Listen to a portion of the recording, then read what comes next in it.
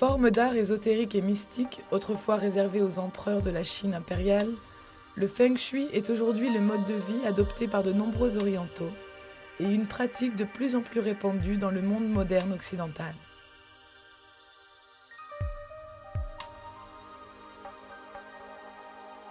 Les racines de cette philosophie ancestrale orientale, née des milliers d'années avant Jésus-Christ, sont profondément enfouies dans le passé mythologique de la Chine. Une grande partie de l'histoire de sa naissance s'étant perdue dans la nuit des temps.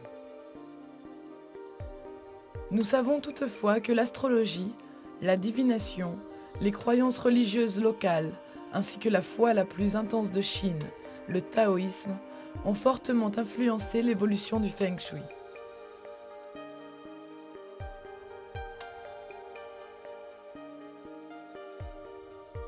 Pour autant que tout ceci puisse paraître magique et ecclésiastique, le Feng Shui n'est en aucun cas une religion.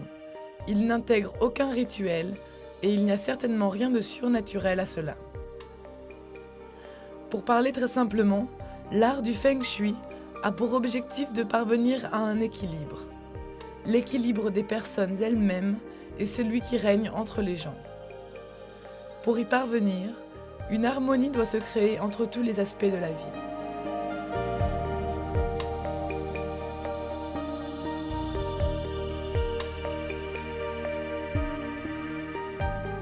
Ce programme a été spécialement conçu pour vous aider à atteindre cet équilibre grâce à la méthodologie Feng Shui. Vous allez pouvoir en découvrir les principaux concepts. Si l'on considère que des milliers d'années de connaissances résident derrière sa pratique, il serait malhonnête de prétendre qu'une heure suffit pour épuiser cet immense sujet aux multiples dimensions. Nous allons toutefois insister sur certains des principes les plus élémentaires et les plus fondamentaux de cette forme d'art ancestral que l'on peut mettre en pratique sans problème et sans trop de frais.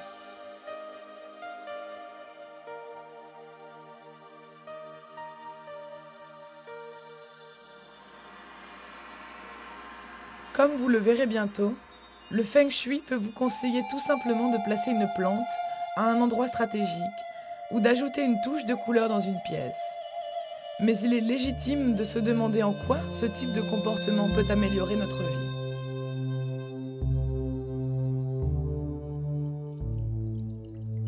Bien sûr, il n'existe aucune preuve tangible ni scientifique du fonctionnement réel du Feng Shui. Nous ne pouvons nous fier qu'à la parole de ceux qui le pratiquent. Les Occidentaux très rationnels que nous sommes avons tendance à rechercher des preuves scientifiques pour pouvoir croire à des choses de ce genre. Aussi peut-il nous sembler difficile d'adhérer à cette philosophie orientale apparemment mystérieuse.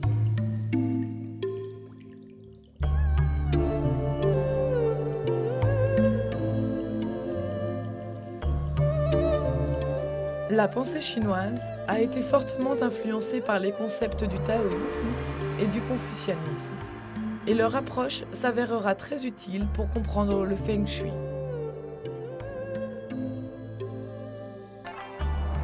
Racine du mot taoïsme, Tao se traduit par le chemin, ou parfois l'univers, et consiste à trouver sa voie vers l'élévation de soi. Associé à la paix, à la méditation, au naturel et à la sérénité, le Tao est passif et fluide. Il n'est absolument pas réfléchi. Le confucianisme a également influencé la pensée chinoise. Le livre des changements, Yi Qing, et le livre des sagesses chinoises y jouant un rôle majeur.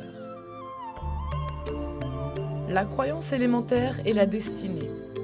Rien n'est laissé au hasard. Ces concepts de Tao et notions de destinée contribuent à établir les bases essentielles du Feng Shui.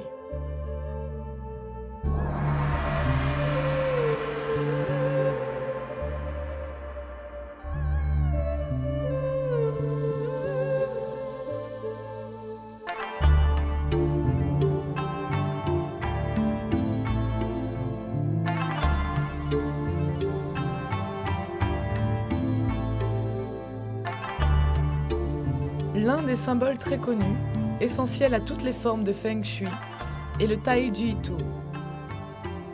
Il englobe véritablement l'idée que chaque chose a son contraire et que chaque chose contient une infime partie de son contraire.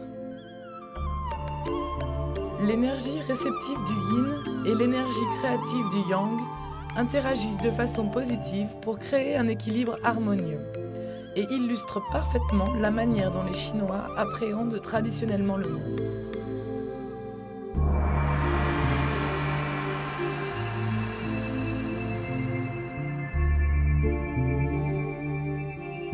Comment faire pour atteindre et conserver cet équilibre? Tout repose sur l'énergie positive, que l'on connaît également sous le nom de Qi. La pratique du Feng Shui stimule la libre circulation de cette énergie, qui à son tour diffuse sa positivité sur tous les aspects de la vie. En réalité, le Qi fait intrinsèquement partie de nombreuses autres thérapies alternatives originaires des mondes orientaux, lesquelles permettent de faciliter la saine circulation du Qi. La réflexologie, le massage crânien indien, le reiki et le tai chi sont autant de thérapies destinées à stimuler la circulation du Qi. L'aromathérapie peut même être associée au Feng Shui.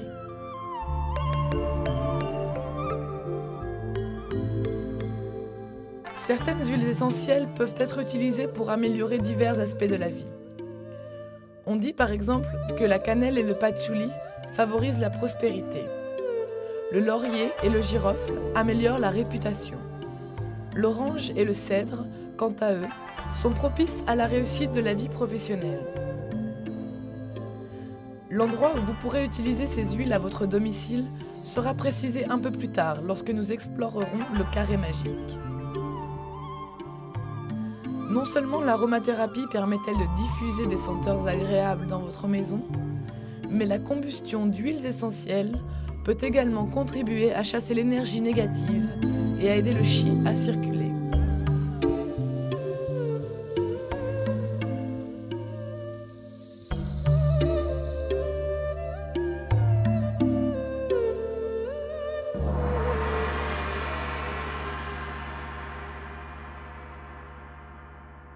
Le meilleur moyen d'assurer la libre diffusion de l'énergie positive dans votre maison consiste simplement à supprimer tous les obstacles et les objets inutiles.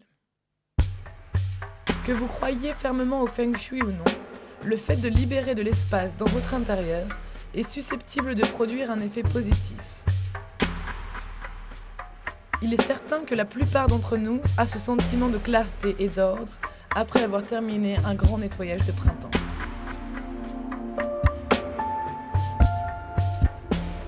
Chaque chose devant avoir son contraire, il faut également tenir compte d'un courant d'énergie négative, le Sha'ar-Chi, qui peut apporter le malheur.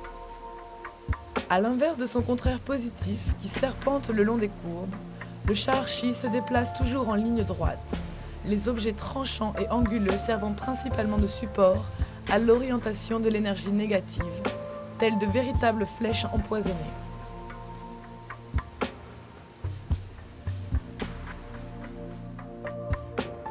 Les merveilleuses formes de l'architecture chinoise reposent toutes sur une méthode ancestrale de détournement du Sha'ar-Chi qui fonctionne à merveille. Comme nous pouvons le voir ici, le bord des toits chinois ont tendance à s'incliner vers le haut. Il s'agit là d'une caractéristique de construction tout à fait volontaire, destinée à repousser le Sha'ar-Chi venant des maisons alentours. Une simple rangée de livres sur une étagère peut canaliser le Sha'ar-Chi, car les arêtes qui dépassent créent de nombreux bords solides et droits. Aussi est-il utile de ranger vos livres dans une armoire ou de les déplacer vers le secteur du savoir de votre maison. Vous saurez très bientôt où se trouve le secteur du savoir dans votre maison.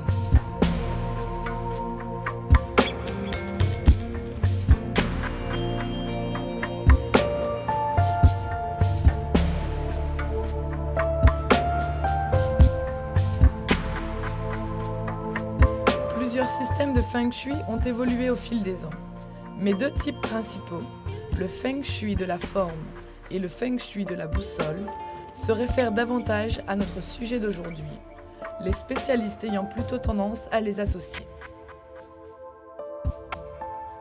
Le Feng Shui de la forme concerne la topologie de la Terre, tout comme le Feng Shui de la boussole, qui inclut également des calculs célestes. Un ancien manuscrit, appelé le Yi King, a spécifiquement servi de base à cette pratique, et bon nombre de ces symboles apparaissent autour de la boussole Feng Shui.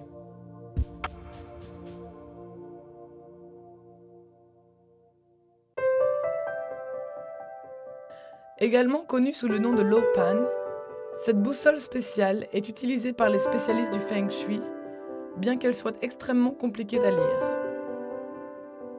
L'instrument bien plus simple à utiliser, qui repose sur le principe de cette boussole, est le Lo Shu, ou carré magique. Comme vous pouvez le voir, le Lo Shu est constitué de 9 petits carrés. Chacun représente un aspect particulier de la vie et correspond à une direction de la boussole. Pour utiliser le carré magique à des fins personnelles, tracez tout d'abord le plan du sol de votre maison, en respectant les proportions, en soulignant convenablement la forme générale et en marquant les murs intérieurs et la porte d'entrée. Beaucoup de maisons n'ont pas une forme carrée parfaite, mais ce n'est pas grave. Donnez à votre plan une forme carrée en y ajoutant des pointillés. Assurez-vous que l'ensemble du plan de vos sols soit inclus dans ce carré. Vous constaterez certainement que certains de vos murs représentent les bords des carrés, les pointillés venant les compléter. Ensuite, décomposez le grand carré en 9 petits carrés de taille égale. À présent, imaginez que votre maison est une boussole, le carré du milieu en représentant le centre. Il vous reste maintenant à connaître la direction de l'un des autres carrés pour effectuer le relevé des carrés restants. Pour ce faire, vous devez utiliser une boussole. Voici donc un aperçu rapide de ses composants et de la façon dont nous allons l'utiliser aux fins du Feng Shui. Vous remarquerez la pointe de la boussole à 2 tons, ainsi que l'anneau externe de la boussole, le cadran amovible qui porte les initiales du nord, du sud, de l'est et de l'ouest. La partie rouge de la pointe de la boussole devra toujours être pointée en direction du nord, quelle que soit la position de l'instrument. Mais assurez-vous qu'elle soit posée aussi à plat que possible afin que la pointe puisse bouger. L'autre moitié de la pointe indiquera toujours le sud. Une autre flèche fixe se trouve à l'extérieur du cadran circulaire. Pour la lecture, mieux vaut vous placer à l'entrée de votre maison, tourner vers l'extérieur et en tenant l'instrument de façon à ce que la flèche fixe soit dirigée devant vous. Vous voudrez peut-être supprimer tous les objets métalliques environnants, comme par exemple les ceintures, les montres et les bijoux, car les attractions magnétiques peuvent altérer votre lecture. Vous voyez maintenant où se situe le nord d'après la direction indiquée par la pointe rouge. À présent, tournez le cadran extérieur pour aligner le N dans l'extrémité de cette pointe. Le S viendra évidemment se placer dans l'alignement de la pointe indiquant le sud. Vous saurez dans quelle direction vous vous trouvez en lisant le point d'intersection entre la flèche fixe et le cadran de la boussole. Il vous est maintenant possible de définir à la boussole les relevés du reste de la maison. Admettons que votre porte d'entrée soit placée au sud-est. Cela signifie que le carré de votre plan où se trouve votre porte représente cette partie du compas.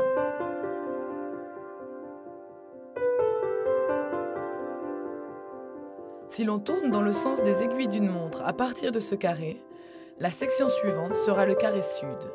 Le suivant sera le carré sud-ouest, et ainsi de suite.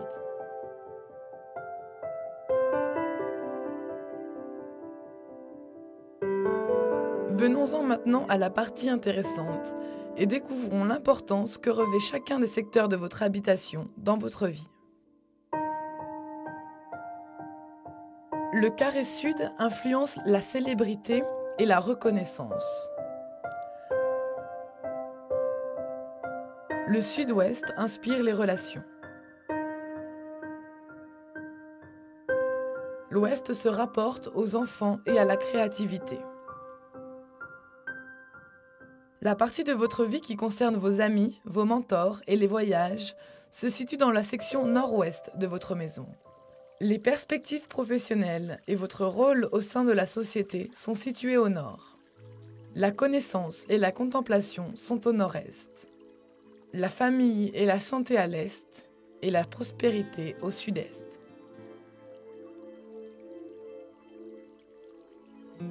Vous vous apercevrez peut-être qu'un carré ou même deux se trouve dans votre jardin ou dans la maison d'à côté. Ceci est assez fréquent compte tenu des aménagements modernes et des maisons que l'on agrandit.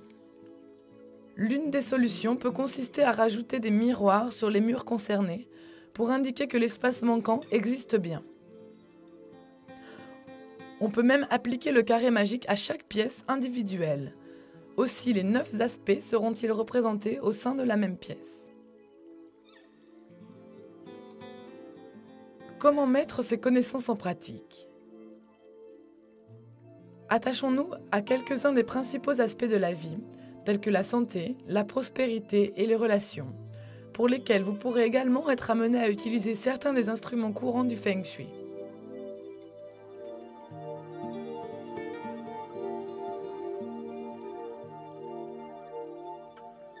En ce qui concerne la santé, le Feng Shui est loin d'être un remède universel. Il ne prétend d'ailleurs pas l'être. Il vaut néanmoins la peine que l'on découvre les bienfaits que ceux qui l'ont pratiqué en ont tirés.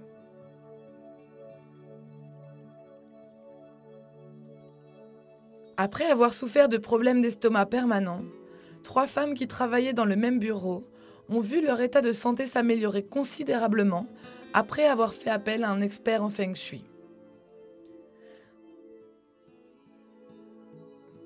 Cet expert a jugé que l'évier de la cuisine adjacente polluait l'énergie qui pénétrait dans le bureau et a proposé d'installer un paravent devant cet évier. Le soulagement que ces femmes ont ensuite ressenti indique que le Feng Shui a joué son rôle en favorisant une meilleure santé.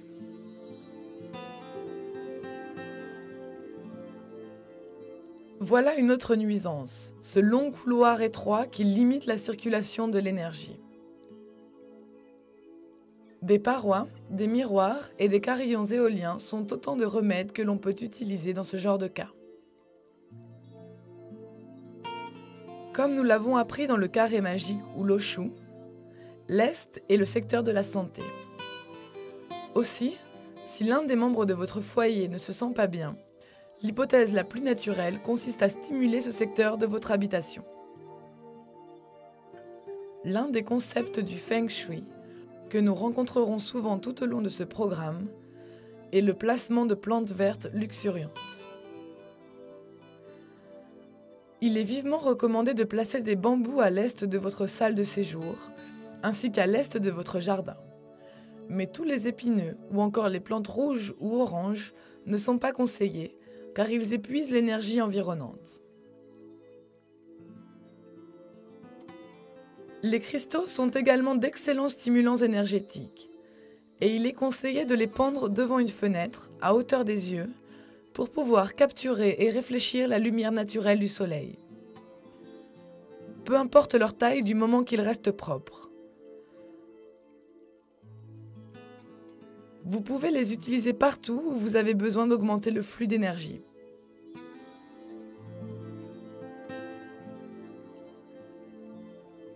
Les carillons éoliens ont une action très purifiante. Et dans la tradition chinoise, on pense qu'ils repoussent fantômes et esprits. Les experts du Feng Shui ont des points de vue très différents quant à l'utilisation de carillons en métal ou en bois.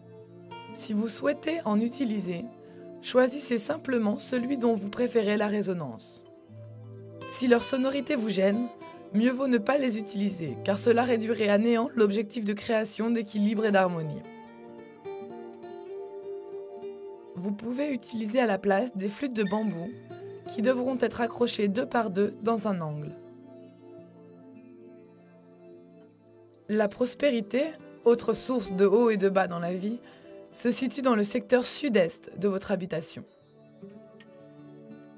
Accrocher au mur des images qui expriment l'abondance, une forêt par exemple, peut vous permettre d'améliorer vos finances. Une suggestion plus judicieuse serait de disperser des pièces Feng Shui. Placez-en près de votre chéquier, de vos relevés de compte ou dans votre porte-monnaie. Vous pourrez peut-être ainsi attirer la chance sur vos finances. On dit aussi que la médaille grenouille Feng Shui attire la prospérité dans une demeure ou dans un bureau. La légende raconte que pendant les nuits de pleine lune, une créature mythologique apparaît près de certaines maisons qui peuvent alors s'attendre à recevoir chance et prospérité. Si vous placez la grenouille dans un angle de votre secteur de prospérité, vos perspectives financières seront positives. Et placée sur la porte d'entrée, sa face tournée vers l'intérieur de la maison, elle symbolise la rentrée d'argent. Les relations sont influencées par le Feng Shui. Elles se situent dans les pièces au sud-ouest de votre habitation. Les personnes en quête d'un nouvel amour doivent éviter tout sentimentalisme dans ce secteur. Par exemple, une photo qui vous rattache au passé ne devra pas être accrochée, car elle empêchera le futur d'entrer librement dans votre vie. Mieux vaut également éviter les plantes, car elles détruisent la force dans cette zone. Vous préférerez utiliser des sources lumineuses, par exemple 2 bougies ou une lampe, qui énergiseront cette zone.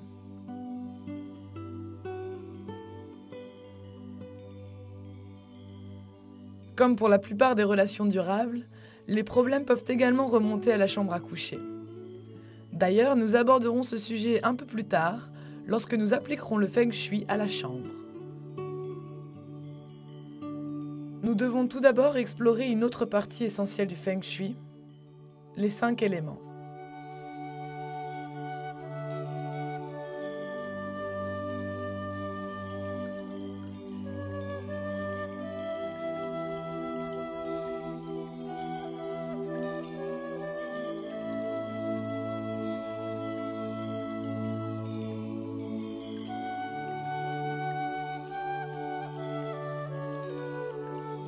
Les éléments chinois sont l'eau, le bois, le feu, la terre et le métal. Il est étonnant de remarquer que Feng Shui signifie vent et eau. Il est donc assez évident de constater à quel point les éléments peuvent être nuisibles dans cette forme d'art ancestral. Lorsque nous observons le cycle productif des 5 éléments, nous pouvons en constater la grande logique. L'eau fait pousser le bois alimente le feu qui produit de la terre sous la forme de cendres, la terre crée le métal et le métal peut s'écouler sous une forme liquide, comme de l'eau. Pour les Chinois, ce système est la quintessence de divers états de changement. Toutefois, si l'une des parties du cycle vient à manquer, un conflit va naître qui pourra provoquer un danger.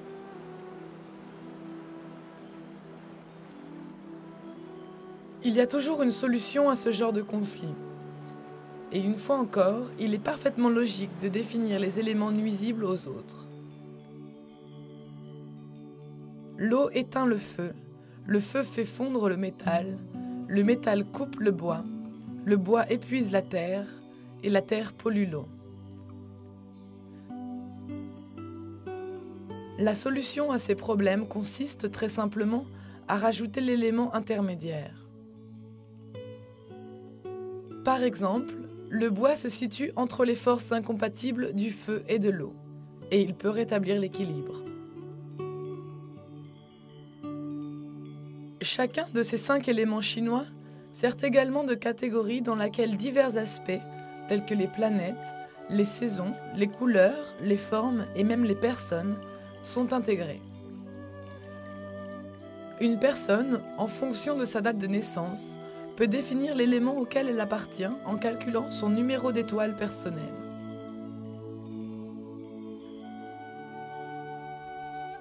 Chaque numéro correspond à un élément et à ses diverses caractéristiques, à savoir les couleurs, les directions, les formes et les symboles.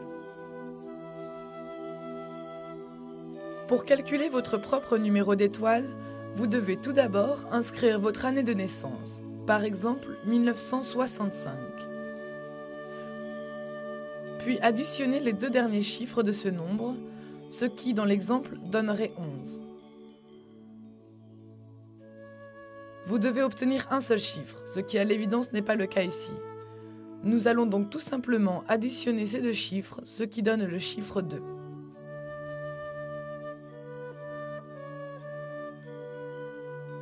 Avant d'expliquer la partie suivante du processus, il est important que les personnes nées en janvier et en février déterminent la date à laquelle le Nouvel An chinois a été célébré l'année de leur naissance.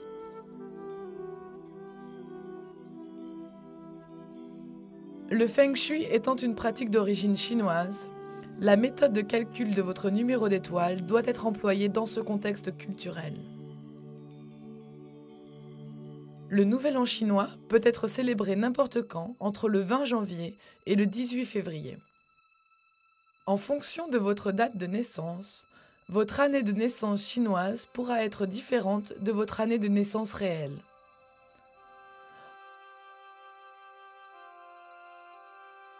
En 2004, par exemple, le Nouvel An chinois a été célébré le 22 janvier. Ainsi, les enfants nés avant cette date au mois de janvier auront 2003 pour année de naissance chinoise.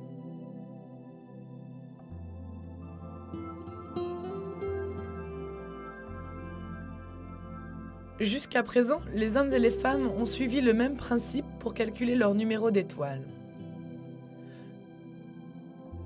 C'est maintenant qu'intervient une différence. Les femmes ajouteront simplement le chiffre 5 au chiffre qu'elles ont obtenu, tandis que les hommes soustrairont le chiffre obtenu à 10. Ainsi, une femme ayant obtenu le chiffre 2 ajoutera le chiffre 5 pour parvenir au numéro d'étoile 7. Un homme ayant opté 2 à 10 obtiendra le numéro d'étoile 8.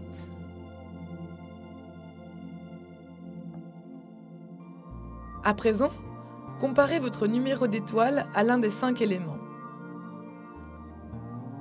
1 est le seul chiffre qui se rapporte à l'eau.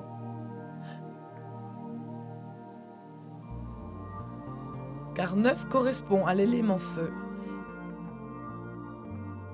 Et les gens ayant un numéro d'étoile 3 ou 4 appartiendront au bois.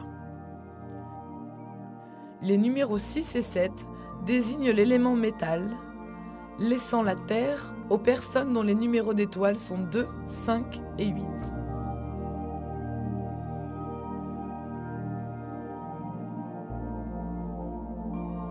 Entre autres aspects, chaque numéro d'étoile est relié à des directions particulières de la boussole.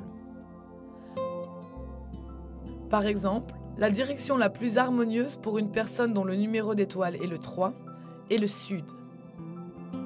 Dans un monde idéal, la porte principale de cette personne devrait donc faire face au sud. La porte principale désigne celle utilisée le plus souvent, qu'il s'agisse de la porte d'entrée ou d'une entrée secondaire.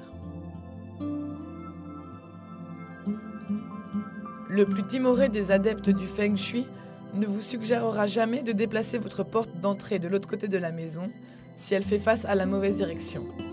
Heureusement, il existe d'autres méthodes moins radicales.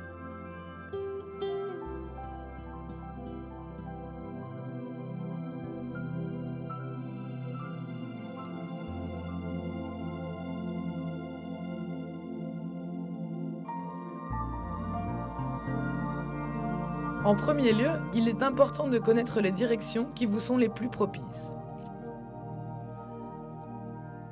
La meilleure direction pour une personne au numéro d'étoile 1 est le sud-est. Le nord-est si vous avez le 2 et, comme nous l'avons déjà vu, le sud est le plus favorable au 3. Si votre numéro est le 4, la meilleure orientation de votre entrée principale est le nord. Celle des femmes portant le numéro 5 faisant dans l'idéal face au sud-est, tandis que les hommes au numéro 5 regarderont vers le nord-est. Les Chinois pensent que le numéro 5 est le plus variable de tous. Il bénéficie donc d'une attention particulière. C'est la raison pour laquelle il comporte 2 catégories distinctes. L'ouest conviendra le mieux à une personne portant le numéro 6. Le nord-ouest sera propice au 7. Le 8 préférera le sud-ouest. Et enfin, le numéro 9 se tournera vers l'est.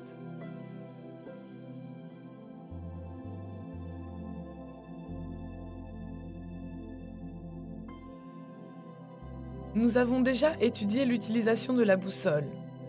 Vous pourrez donc définir l'orientation de votre porte principale.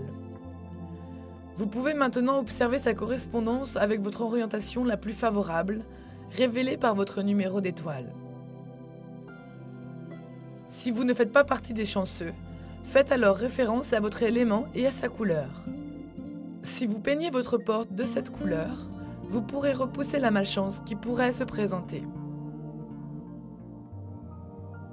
Les couleurs des éléments sont le noir et le bleu marine associés à l'eau, le jaune relié à la terre, le vert et le bleu pâle sont associés au bois, le rouge et le violet au feu, et le métal est associé aux teintes blanches et métalliques.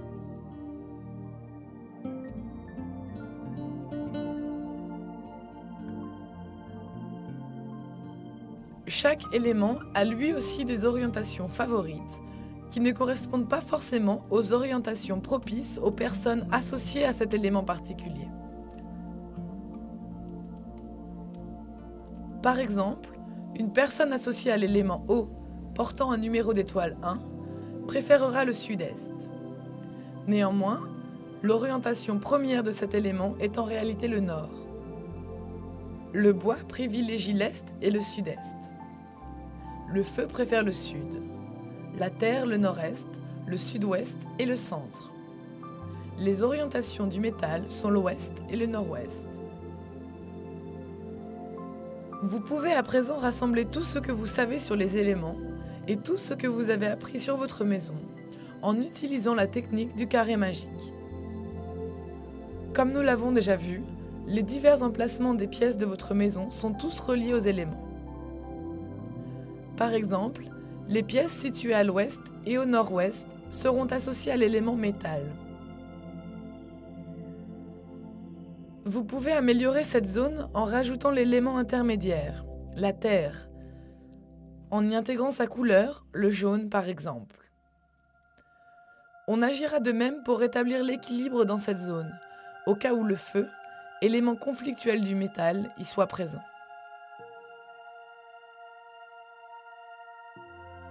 Il vous est possible d'inclure d'autres images et d'autres formes à votre intérieur pour représenter plusieurs éléments, comme par exemple la tortue ou des lignes ondulées pour désigner l'élément eau, un dragon ou une forme rectangulaire désigneront le bois, un phénix ou un triangle représenteront le feu, un empereur et un carré pour la terre, et pour le métal, un tigre ou des formes rondes et ovales.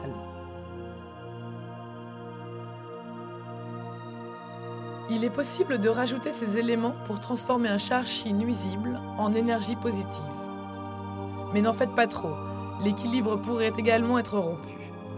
Il vous est donc inutile de surcharger votre maison d'objets chinois.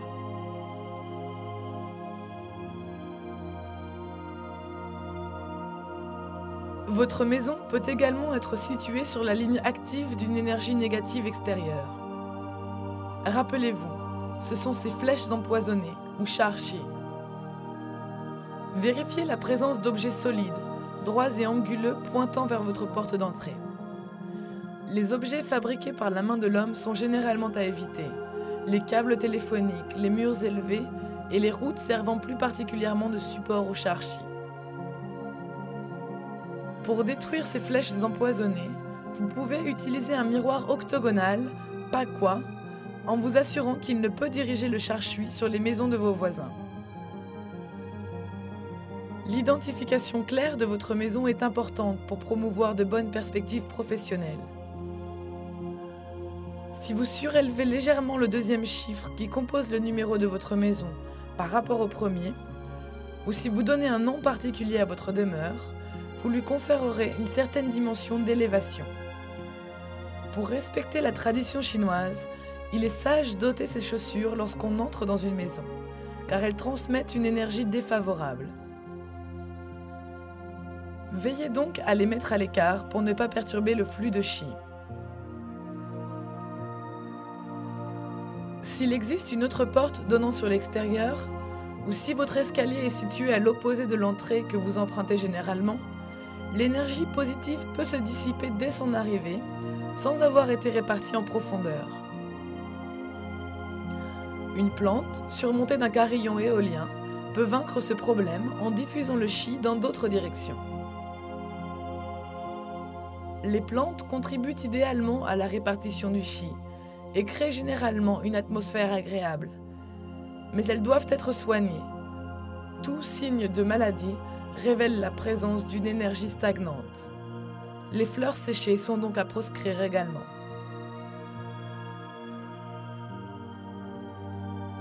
La salle de séjour est également une zone importante pour le maintien de l'équilibre Feng Shui, car c'est généralement là que la vie de famille se déroule. Il est vivement recommandé d'appliquer la technique du carré magique à cette pièce. L'angle des relations dans cette pièce étant également désigné comme l'angle de la puissance. Il s'agit de la zone la plus judicieuse pour placer le poste de télévision, ainsi qu'un élément qui rappelle un être cher, une photo ou un cadeau par exemple. Il est indispensable de supprimer tous les obstacles pouvant encombrer le carré central afin de favoriser une bonne santé. Ainsi, si votre table basse est en désordre, peut-être vaudrait-il mieux la déplacer ou la ranger. Les membres de votre foyer n'ont certainement pas le même numéro d'étoile, mais cela peut vous aider à organiser leur placement autour d'une table, car chacun pourra prendre place d'après l'orientation qui lui est la plus propice. Les chaises ne doivent toutefois pas être placées dos à la porte, car cela peut diriger le char-chi vers les pièces adjacentes. La salle de séjour a une nature yang prédominante, le yang étant plus masculin que le yin. L'ajout d'une note féminine, quelques coussins moelleux éparpillés par exemple, favorisera l'équilibre. Les poutres apparentes des plafonds peuvent également présenter des risques si votre fauteuil favori est placé au-dessous, car elles peuvent provoquer des maux de tête, de l'angoisse et du stress. Ce principe est également valable pour la chambre où les poutres, les plafonds mansardés ou les posters muraux suspendus au-dessus du lit peuvent produire des effets négatifs. Les flûtes de bambou placées à l'une des extrémités des poutres ou encore un dessus de lit en tissu peuvent y remédier. Le positionnement du lit est essentiel. Il ne doit pas être installé dans le prolongement du couloir, car il se trouvera sur la ligne active d'un char-chi entrant. Vous résisterez mieux à la maladie si vous ne voyez pas le couloir depuis votre lit. Et si vous avez une salle de bain annexe, mieux vaut que vos pieds ne soient pas orientés vers ce point d'eau, car il va absorber toute votre énergie.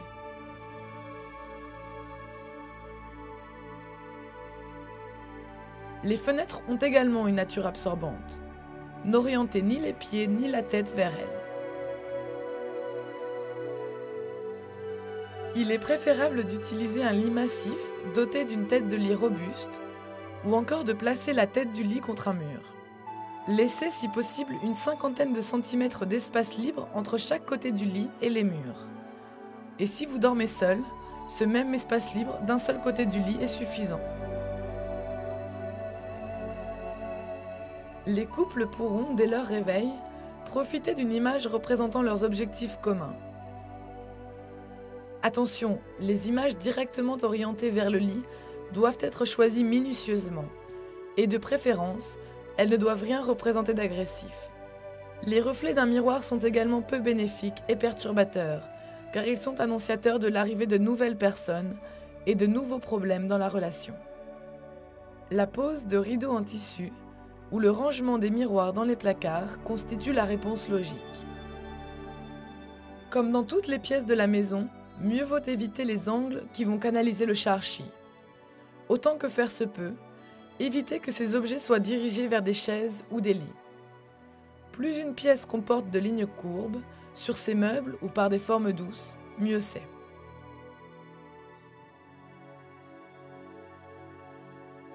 Comme les chambres, les toilettes et les salles de bain ont une nature yin.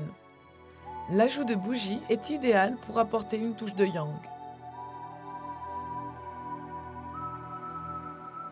Un robinet ou un réservoir qui fuit indique que votre argent se dilapide. Veillez donc à ce que tout fonctionne correctement.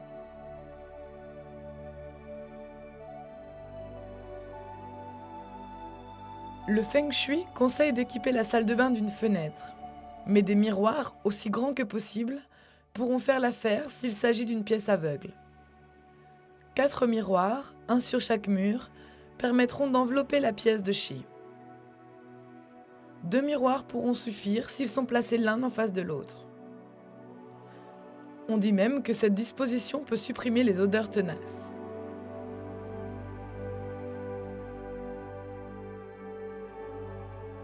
Dans une salle de bain, les miroirs ont une autre importance, car c'est souvent en eux que nous voyons notre image pour la première fois le matin. Un miroir sale sera bien moins motivant qu'un miroir éclatant et propre. Une image morcelée,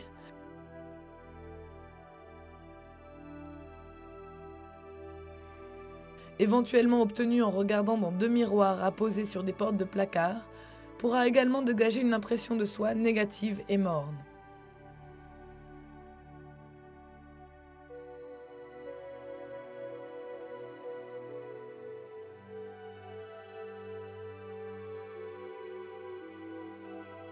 Les toilettes constituent la zone dangereuse de la maison, car elles évacuent tout simplement le chi. Ce problème est aggravé si les toilettes se situent au centre de la maison, ce qui est souvent le cas, car l'espace libre situé sous un escalier est généralement le lieu préféré des architectes pour ajouter un cabinet de toilette. Il est utile de baisser l'abattant des toilettes, en particulier au moment de tirer la chasse d'eau, et de fermer la porte de la salle de bain en permanence. Si l'on pose un miroir à l'extérieur de la porte, on donnera l'illusion que les toilettes n'existent pas.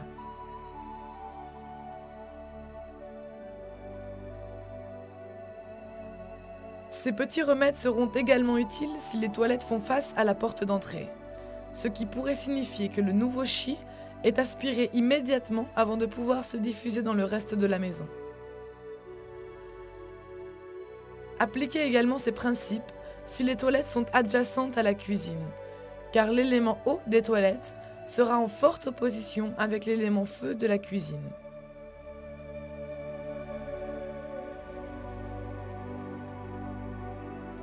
Néanmoins, la cuisine en elle-même abrite les éléments feu et eau, représentés respectivement par le four, l'évier et le réfrigérateur.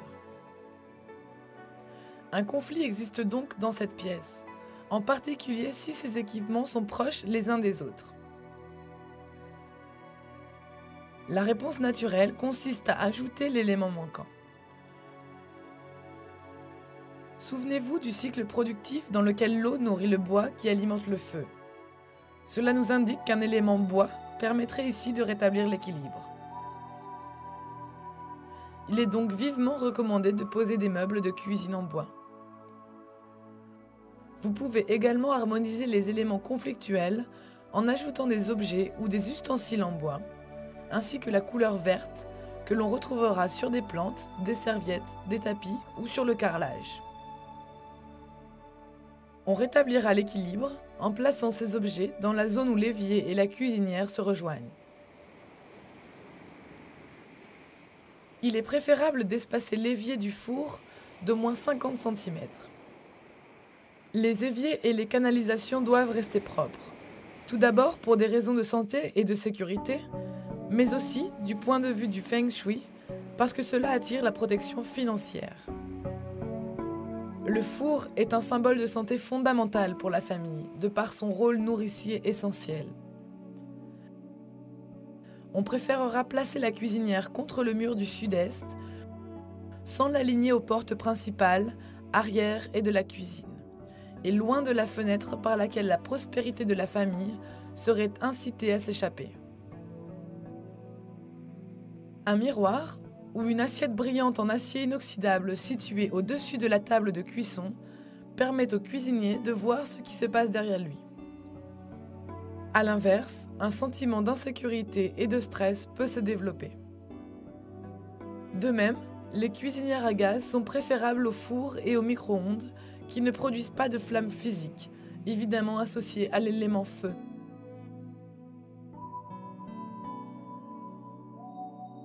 La cuisine réside au cœur de l'habitation familiale.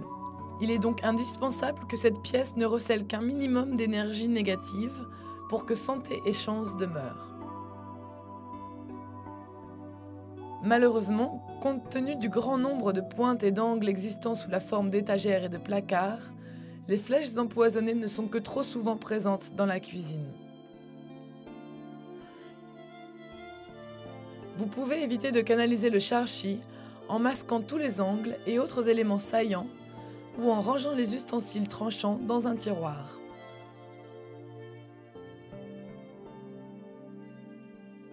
Les Chinois pensent que le fait de manger est indispensable pour nourrir le corps et l'esprit, et que ce processus ne doit être perturbé en aucune manière. Si votre salle à manger est indépendante, vous marquez déjà un point gagnant. Néanmoins, si la table se situe dans la cuisine ou dans le salon, il est judicieux de créer une sorte de frontière pour lui conférer une identité distincte.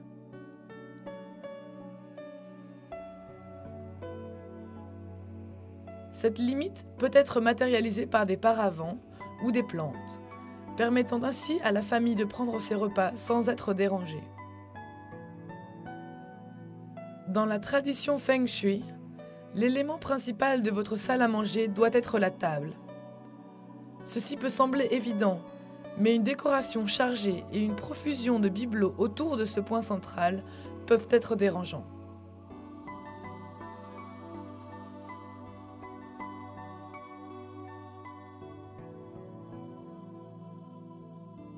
Les tables rondes ou octogonales créent une atmosphère positive, car chacun peut voir les autres convives et la conversation n'en est que simplifiée. Ces formes stimuleront naturellement le flux de chi ainsi qu'une bonne digestion. Alors qu'à l'inverse, des angles droits peuvent provoquer la mauvaise humeur de vos hôtes.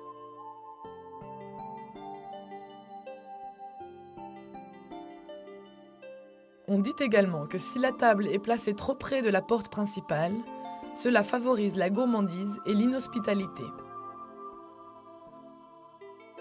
Autour de la table, les chaises seront réparties en nombre pair pour représenter la chance, qui, comme la communication, sera favorisée si les chaises ont des accoudoirs. Vous pouvez mettre le Feng Shui en pratique dans votre intérieur, mais également dans votre jardin. Et le même principe de suppression des obstacles s'appliquera. Jetez immédiatement tous les pots cassés, les saletés et les plantes mortes.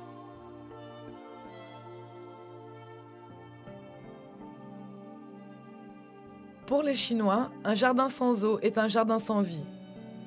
Mais un bassin stagnant ou une rivière à eau vive ne sont pas indiqués pour faire circuler le chi. On préférera les courants tranquilles. Le mouvement de l'eau est aussi important que son inclusion dans votre jardin.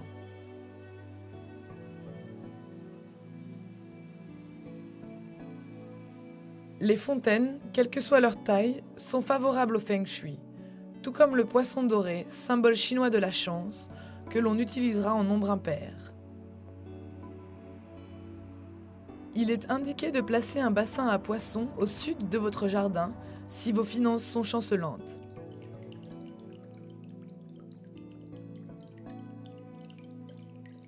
Les sentiers sinueux vont dans le sens du cheminement du flux de chi.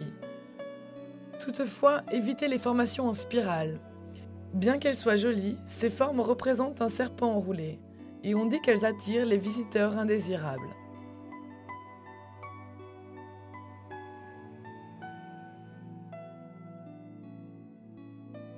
Les jardins chinois abritent souvent des statues pour éloigner les intrus et faire entrer la chance. Leur taille doit être en harmonie avec la maison. Les compositions de pierre sont une autre caractéristique fréquente. Leur solidité s'oppose opportunément à la délicatesse des fleurs et de la terre, ce qui produit un équilibre entre le yin et le yang. Il est possible d'inclure les 5 éléments en utilisant des fleurs et des arbustes de différentes formes et couleurs. Et comme toujours, il est indispensable de les équilibrer. Reportez-vous aux couleurs et aux formes associées à chaque élément pour décider des fleurs et des accessoires les plus appropriés. Par exemple, des fleurs jaunes accompagnées d'accessoires rectangulaires représenteront l'élément terre.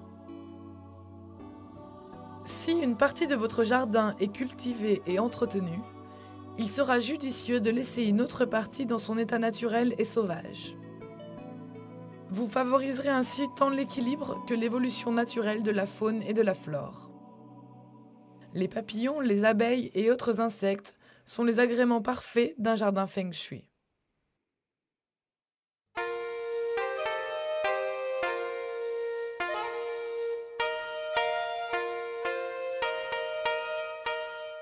Vous voudrez peut-être appliquer le feng shui à votre lieu de travail pour créer un environnement agréable et encourager des négociations fructueuses.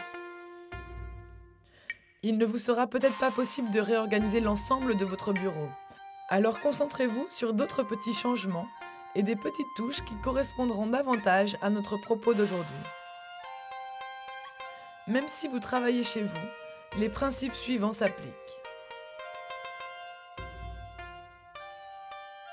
Votre bureau est capital pour votre travail, dans tous les sens du terme. Sa netteté et sa propreté favoriseront la clarté et la concentration. Si vous appliquez la technique du carré magique à votre bureau, vous pourrez parvenir à un agencement plus propice. Par exemple, placez des photos des êtres qui vous sont chers dans le secteur des relations et quelques pièces ou une belle plante verte dans l'angle de l'argent. Une bonne luminosité est très importante pour créer un environnement de travail confortable. Et une lampe au pied arrondi aidera le chi à circuler. Parmi les autres suggestions vous permettant d'atteindre votre potentiel de travail maximum, on citera l'utilisation d'un bureau stable et d'une chaise robuste, une photo d'une personne que vous aimez, ainsi qu'un placement hors de la ligne active des flèches empoisonnées qui peuvent être orientées par des placards de classement, par exemple.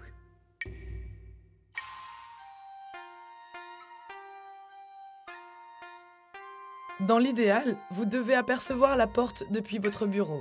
Sinon, des sentiments de paranoïa et de mauvaise estime de soi pourront se développer. Si vous ne voyez pas la porte, placez un miroir de façon à en voir le reflet. Un téléphone qui ne cesse de sonner est on ne peut plus stressant. Si vous placez une lourde pierre dans cette zone, une partie de cette énergie pourra être absorbée. Un téléphone qui ne sonne jamais peut également être perturbant dans une entreprise, auquel cas vous stimulerez l'énergie en accrochant un cristal au-dessus du téléphone. De plus en plus d'entreprises font appel à des experts en feng shui pour la conception de leur bureau. Et ils estiment que cet investissement en vaut la peine. En réalité, de plus en plus de gens se tournent vers des spécialistes pour faire de leurs intérieurs des havres feng shui. Mais évidemment, cela dépend de votre degré de croyance et de votre envie de vivre selon les préceptes feng shui.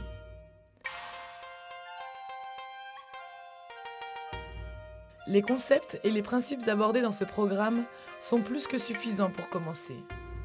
Mais rappelez-vous, le feng shui peut faire plus de mal que de bien si l'on en abuse.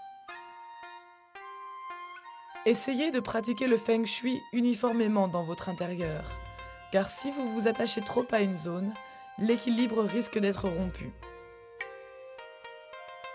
Si vous souhaitez aller plus loin dans votre pratique du feng shui, il existe de nombreux praticiens qui proposent leurs services, bien qu'il soit difficile d'en sélectionner un en particulier.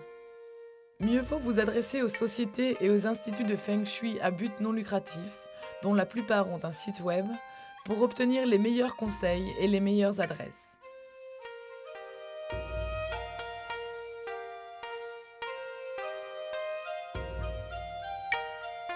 Jamais il n'existera de programme, de livre, ni même de temps suffisant pour couvrir cette forme d'art si variée qu'est le Feng Shui, cette pratique millénaire. Les aspects étudiés aujourd'hui ne sont que l'un des détails du tableau.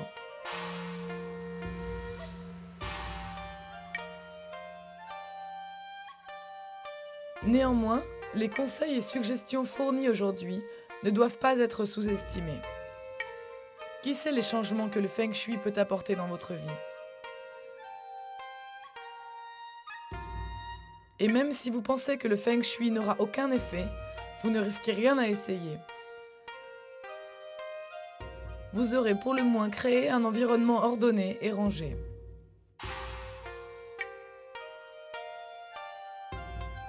Il reste à se demander pourquoi cette pratique existe depuis aussi longtemps.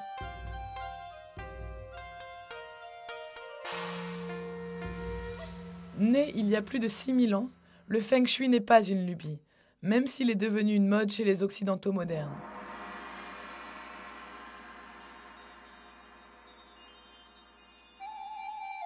De la connaissance et de la créativité au bien-être et à la prospérité, le Feng Shui cherche à créer équilibre et harmonie dans votre environnement, afin de vous permettre de vivre une vie plus enrichissante. Ce n'est qu'en vous connaissant vous-même que vous pourrez juger de la vraie valeur du Feng Shui.